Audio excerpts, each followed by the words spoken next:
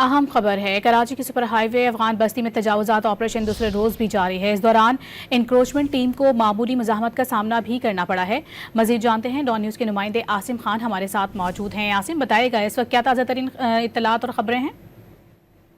ये गुज़िश्ता रोज से पुलिस और एंटी इंक्रोचमेंट टीम के साथ अफगान बस्ती के जो मकानात हुकूमत की जानिब से खाली कराए गए थे, वहाँ पर जो है इस वक्त इंक्रोचमेंट ऑपरेशन जारी है और तमाम घरों को गिराकर जमीन हुकूमत के हवाले करने के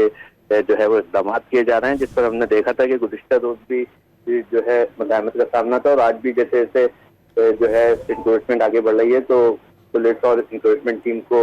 मज़ाहमत का सामना है। ताहम अब इजाफी नफरी यहाँ पर तलब कर ली गई है,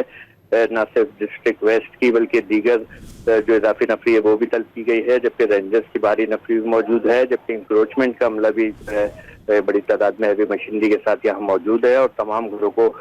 मसमार किया जा रहा है। दूसरी तरफ जो यहाँ पर घर खाली हुए थे और कब्जा माफिया ने जो घरों पर कब्जा किया था वो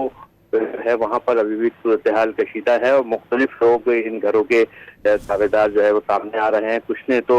यहाँ तक दावा किया है कि उनके पास इस घरों के कागजात मौजूद हैं और हुकूमती इक़दाम नहीं है। ताहम पुलिस का ये कहना है कि हुकूमती इक़दाम ये हैं कि सरकारी जगह है और इसको तमाम जगह को मसमार करके हुकूमत के हवाले किया